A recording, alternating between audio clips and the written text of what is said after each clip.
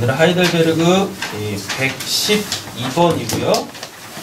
제9계명에 대하여서 함께 살펴보도록 하겠습니다.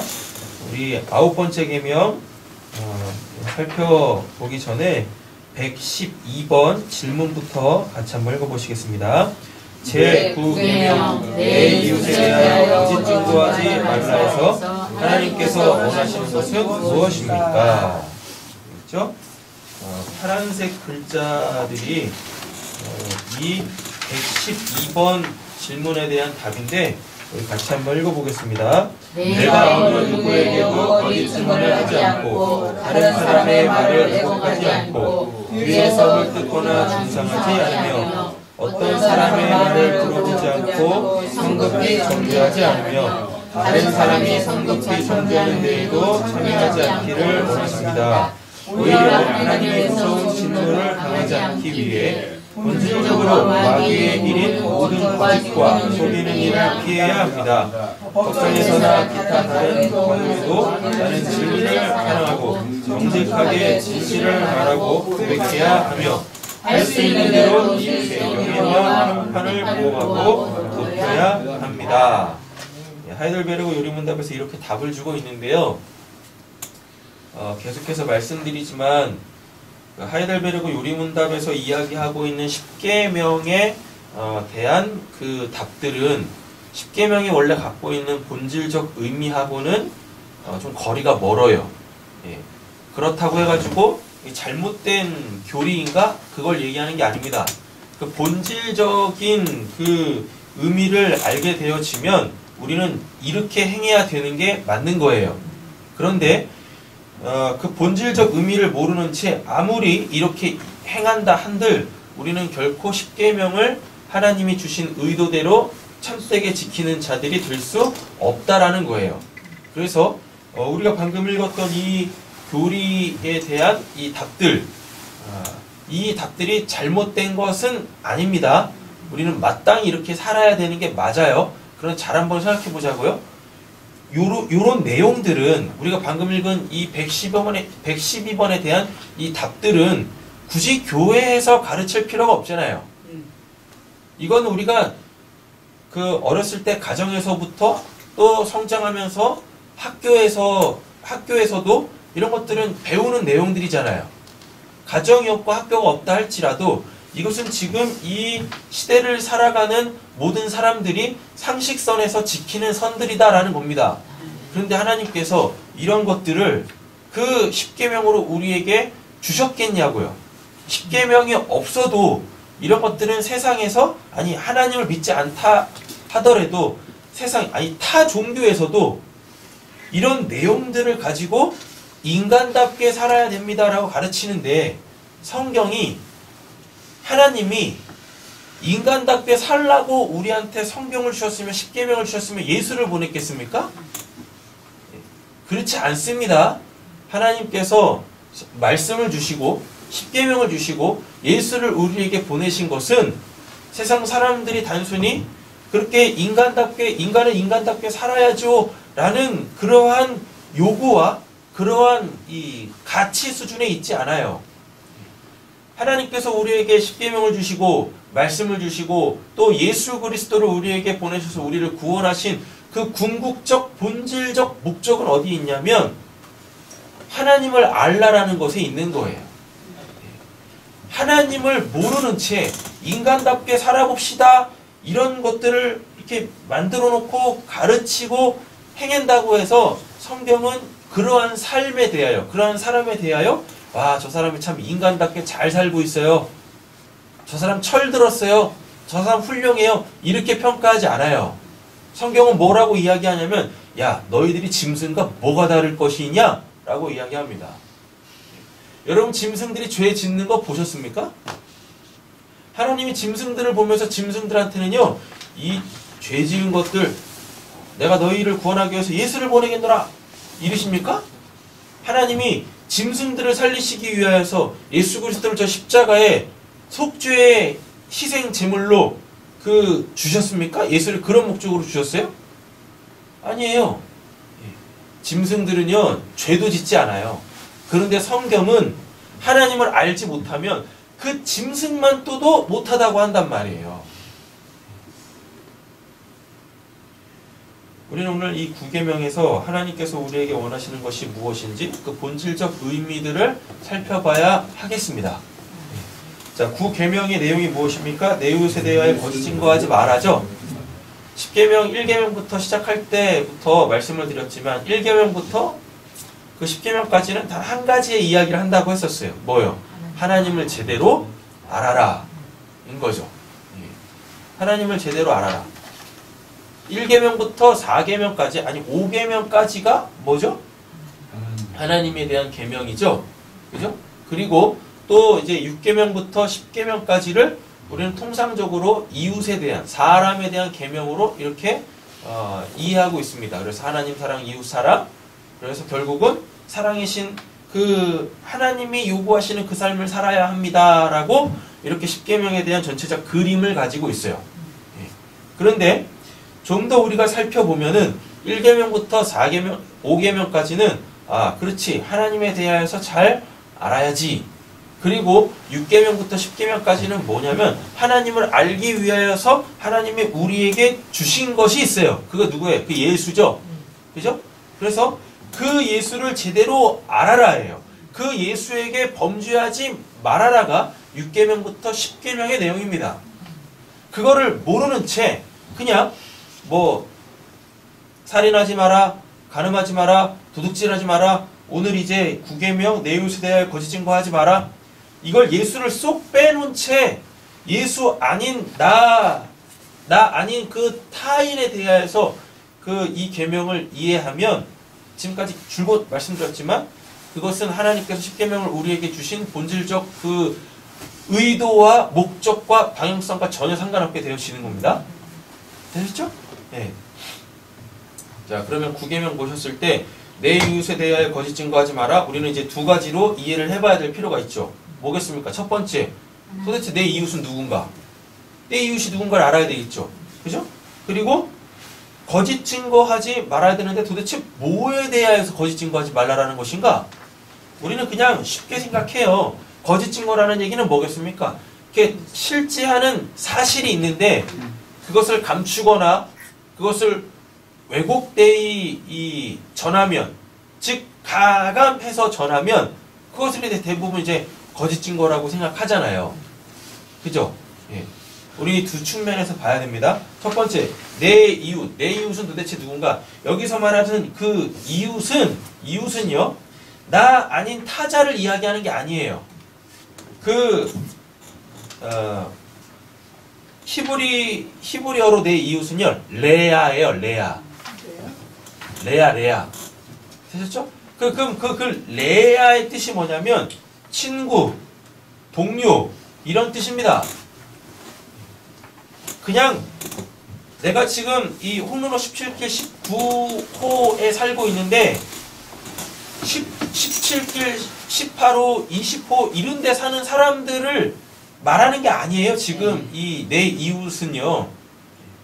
또는 내가 그 생활하는 내 직장 또는 학교, 내 삶의 터전에서 나와 관계를 맺고 있는 그런 사람들을 이야기하는 게 아니에요. 이웃들은.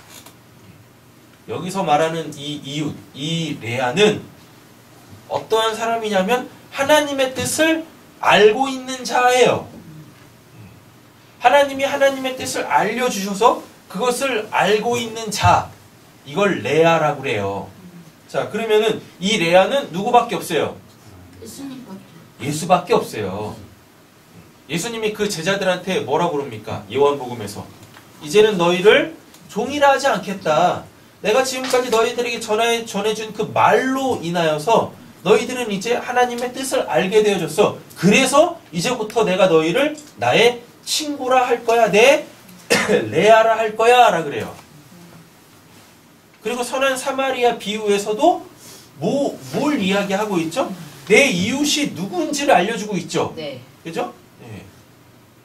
그 바리새인 그 서기관이 뭐라고 그럽니까? 그 이웃이 누군지 나한테 알려주세요. 그럼 내가 살아갈게요. 이런다니까요. 계명 이야기하면서 나온 이야기였단 말이에요. 선한 사마리아인 비유가. 그러면서 이제 예수님이 이야기하죠. 뭐라고요? 처음에 제사장, 레위인, 유대인이 지나갑니다. 근데 그들은 자기들이 가지고 있는 뭐 율법의 테두리 안에서 그 강도 만난 사람을 회피하죠. 그죠? 지금 사람이 죽게 생겼는데 자기네들이 하나님께서 자기네들에게 주셨다라고 하는 그 율법의 테두리 안에서 그 사람을 버리고 간다니까요.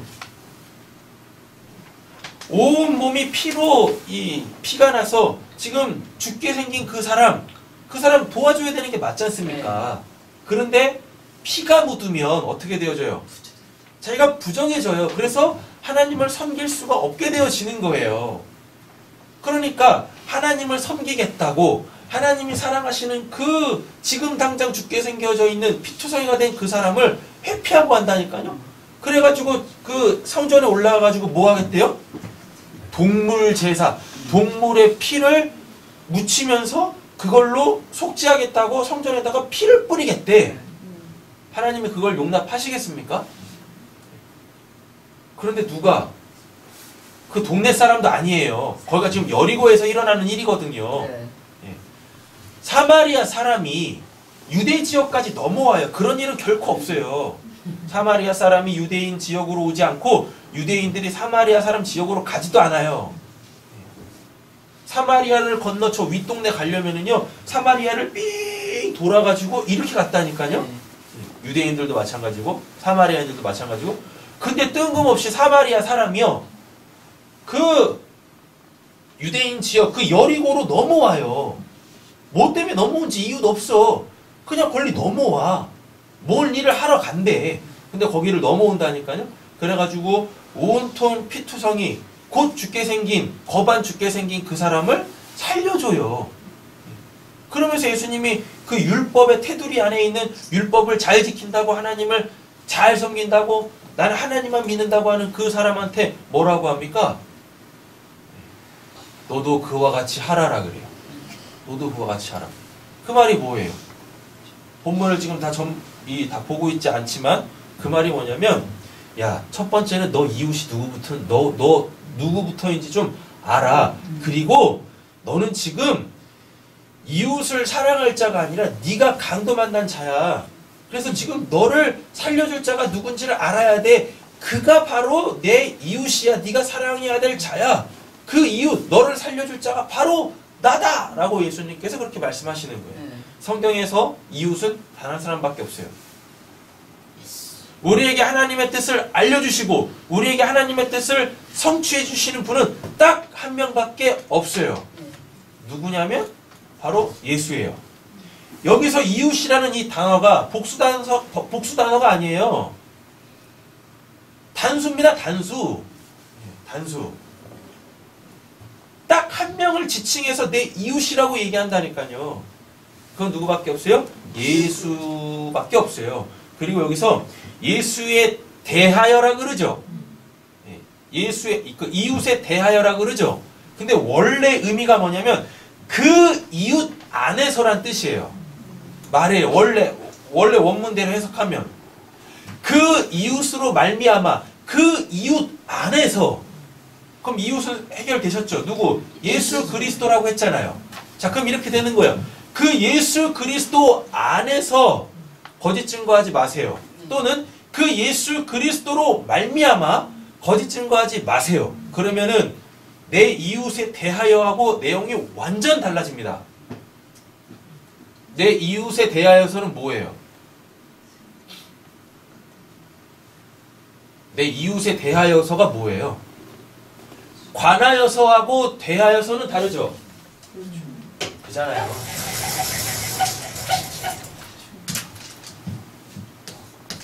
여기 나가 이렇게 있어요. 그리고 여기에 이웃이 있다고 이렇게 하겠습니다. 이웃 단수니까. 잠깐 보세요.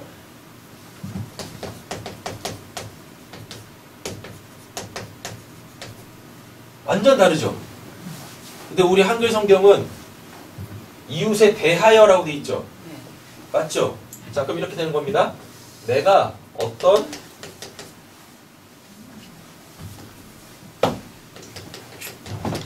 사실을 알고 있어요.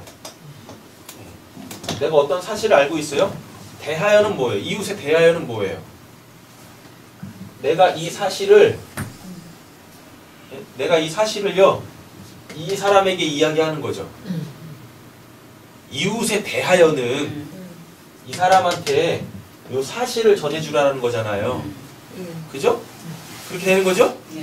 근데 그 원문을 보면은요, 관하여가 맞아요. 왜냐하면 이웃 안에서 또 이웃으로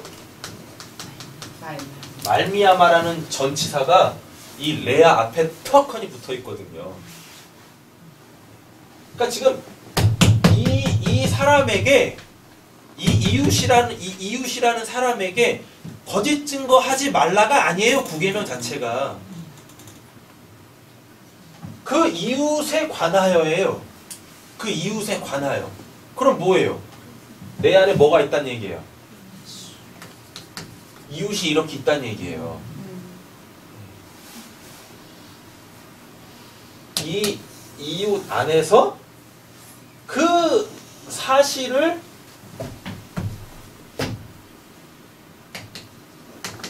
누군가에게 잘못되이 전하지 말라라는 이야기입니다. 타인.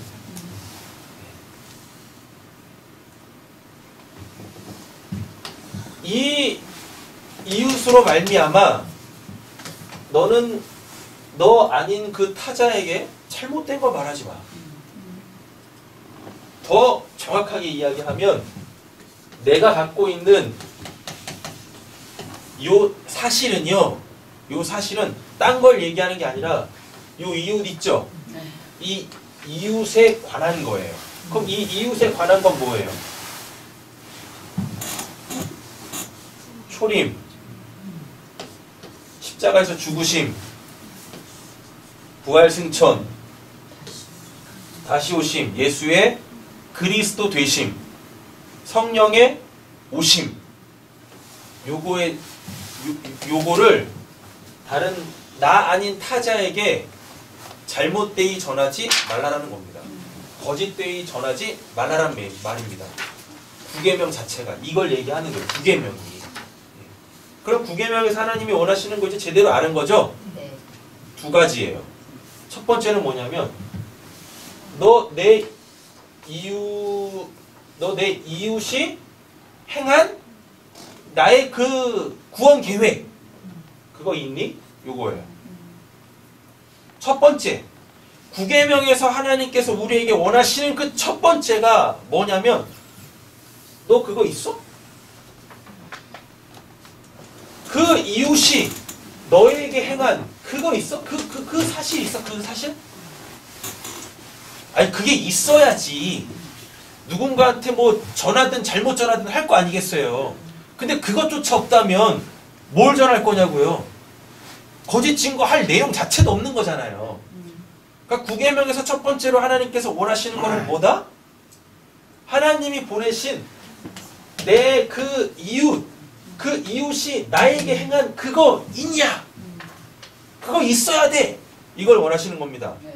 있다면 가감하지 말고 왜곡되이 전하지 말고 있는 그 사실 그대로를 너 아닌 그 타자들에게 전해줘.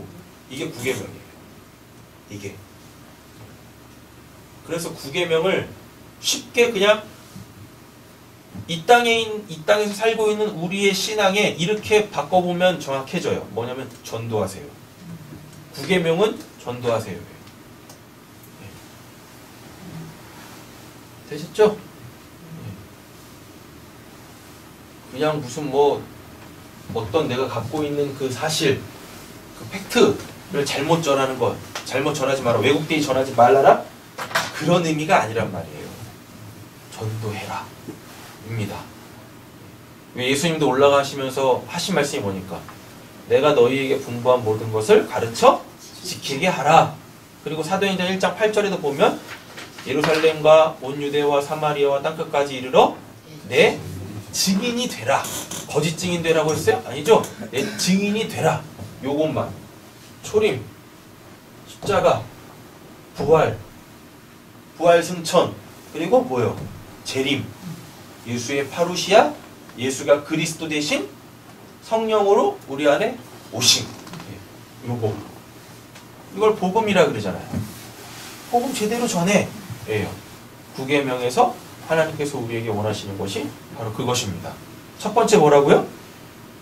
있어? 그죠? 두 번째, 있으면 있는 그대로 전해. 되셨죠? 이렇게. 네.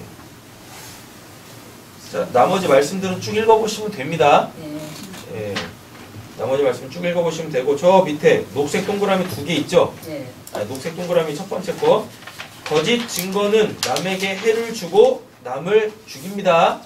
예수에 대하여서 잘못 전하면 그 사람 지옥 가요. 되셨죠? 네. 그래서 기독교 신앙이라는 건 그냥 맹목적으로 믿어라 하면 믿습니다. 아멘 하는 게 아닙니다. 심사숙고해야 돼요. 내가 듣고 있는 내용들에 대하여서 심사숙고해야 된다니까요. 그것이 옳은가? 저것이 정말 하나님의 말씀인가? 항상 반추해야 된다니까요. 고민해야 되고. 누가 그러던데요? 그런가 봐요? 점검도 안 해보고 살펴도 보지 않고 그냥 믿는 것은 기독교의 참된 신앙이 아닙니다. 항상 고민하셔야 돼요. 뭐 하면서? 기도하면서. 그 말씀 안에서. 그거 아니면 답이 없어요. 대부분 우리의 기도는 이건 안 하죠? 그죠? 딴 거 하잖아요, 다. 그죠? 거짓 증거는 남에게 해를 주고 남을 죽입니다. 하지만 참된 증거는 오히려 자기에게 손해가 되고 자기 희생이 요구됩니다. 성도는 참된 증거 때문에 기꺼이 고난을 받을 각오가 되어야 합니다. 네. 마태복음 5장 11절에서 12절 9계명이 뭘 의미하는지를 정확하게 알았으니까 이런 결론들이 나올 수 있는 거예요. 네. 자, 마태복음 5장 11절에서 12절 보시면 나로 말미암아, 여기서 나는 누구예요? 예수죠? 그죠? 예. 네. 너희를 욕하고 박해하고 거짓으로 너희를 거슬려 모든 악한 말을 할 때에는 너희에게 복이 있나니 기뻐하고 즐거워하라. 그럼 이 말을 이렇게 이해하면 되죠? 뭐요? 복음 전하다 보면 이런 일들이 생긴다고요. 우리를 욕하고 박해하고 거짓으로 우리를 거슬려서 모든 악한 말. 이게 예수님의 십자가 사건에 다 드러나잖아요. 예. 예수 잡아 죽이려고 거짓 증거하죠. 거짓 증인들까지 세워가지고. 예. 그리고 예수님이 십자가 지고 그 비아돌로로사 그 십자가 지고 그 골고다까지 올라갈 때 사람들이 뭐 했어요? 조롱하고 침 뱉고. 그죠? 예. 심지어는 십자가에 매달려 있을 때도 예수를 그 어떠한 사람도 안타까워하는 사람이 없었어요. 뭐예요? 예수한테 연민을 느끼는 사람이 없었어요. 여러분 그 사형수들이 죽어 마땅한 죄를 지어서 사형수가 됐고 사형 집행이 일어날 때요. 그 어떠한 사람도 저 죽어 마땅한 놈 빨리 죽어라 이러는 사람이 없대요. 사형수도 그 사형받아 죽을 때 그 모습을 보면서 사람들은 다 뭘 느끼냐면 연민을 느낀답니다. 불쌍히 여긴대요. 죽어 마땅한 죄를 지어서 사형을 언도받아 사형 집행이 일어나기 전까지는 죽인 놈 저거 왜 안 죽여 막 이런다 할지라도 실제적으로 사형 집행이 일어나는 그 현장에 있을 때는요 다들 그렇게 연민을 느낀답니다. 심지어는 그에게 직접적인 해를 받은 사람조차도. 그런데 예수가 십자가에 죽을 때 솔직히 예수님이 뭔 죄를 지었어요? 어떤 해를 입혔습니까? 예수가 이 땅에서 그 3년 6개월 동안 공생애하면서 그가 하셨던 일들이 뭔데요? 병든 사람들 고쳐주고 귀신 들린 사람들 고쳐주고 심지어 죽은 사람 살려주고 사회로부터 매장되어 있던 사람 회복시켜주고 이랬었는데 배고픈 사람 밥 먹여주고 친구 없는 사람한테 친구 되어주고 이러셨는데 예수님이 무슨 뭐 십계명 어긴 적이 뭐가 있어요? 그죠? 근데 그런 예수를 십자가에 죽이면서 사람들은 예수를 조롱했단 말이에요. 비난했단 말이에요. 자, 너희에게 복이 있나니 기뻐하고 즐거워하라. 하늘에서 너희의 상이 큼이라. 너희 전에 있던 선지자들도 이같이 박해하였느니라. 그래서 기독교의 역사는 무슨 역사요? 고난과 박해의 역사입니다. 근데 지금 우리 한국교회 한번 보세요. 한국교회 지금 어떤가? 아니, 우리의 모습을 보자고요. 뭐 한국교회 비난할 것이 아니라 지금 내 모습을 보자고요. 복음 때문에 우리가 박해를 받고 고난을 받는 일이 있는가? 오히려 손해볼 일이 있으면 뭐예요? 입을 꼭 다물죠? 네, 그렇잖아요. 성경으로 거꾸로 가는 신앙을 하고 있는 거예요.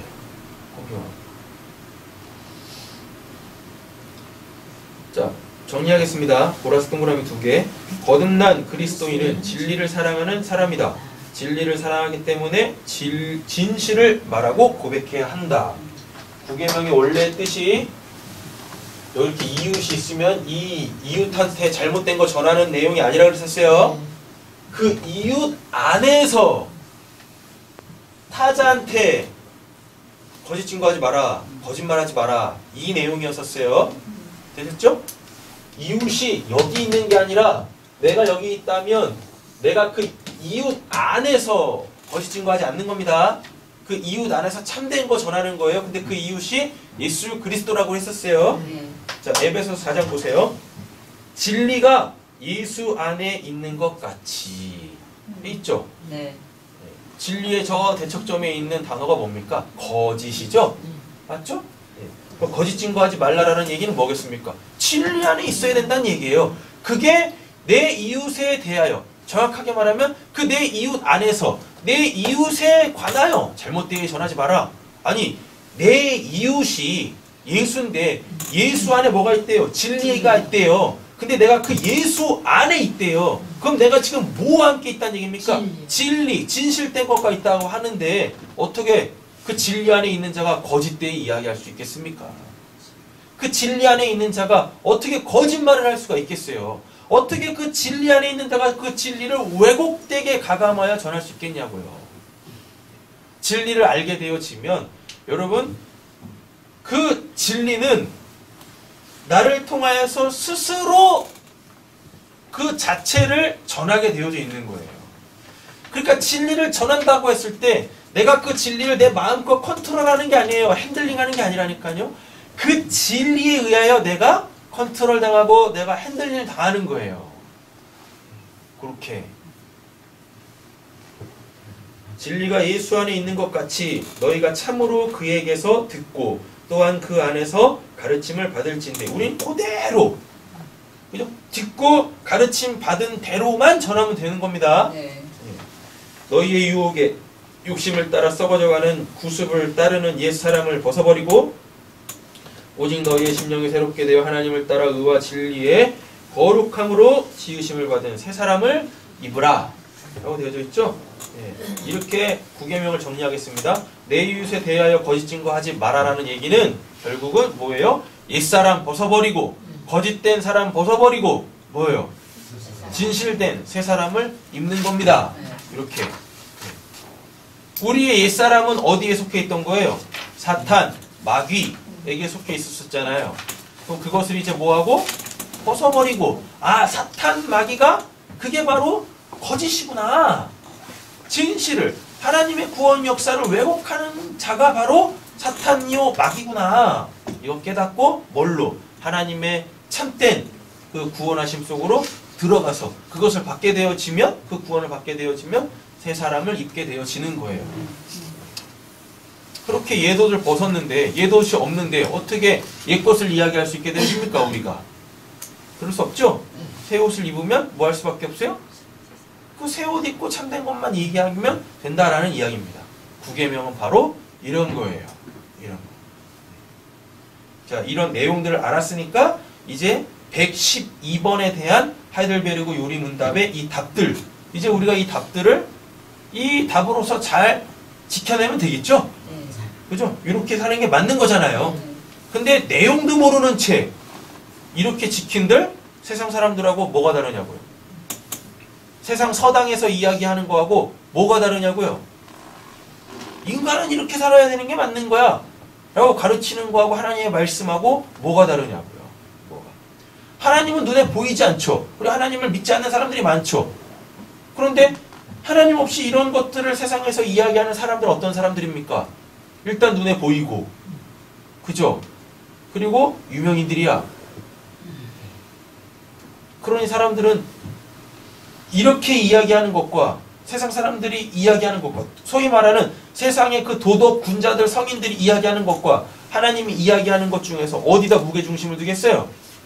당연히 눈에 보이는 현존하는 그 성인들 도덕 군자들의 그 말에 더 귀를 기울이고 무게중심을 두겠죠. 그러니까 이들은 당연히 누구를 안 믿어요? 하나님을 안 믿죠. 하이델베르그 요리문답처럼 산다 할지라도 그것은 구계명을 온전히 지키는 것이 아니다라는 것입니다. 하나님께서 우리에게 주신 이 구계명 속에 담겨져 있는 그 내용들, 하나님께서 이 구계명을 통해서 우리에게 원하시는 것들을 본질적으로 알아서 하나님 안에서 참된 것만 말씀하시는, 전도하시는 저 우리 사랑하는 성도님들 되어주시기를 간절히 소원합니다. 네, 기도하겠습니다.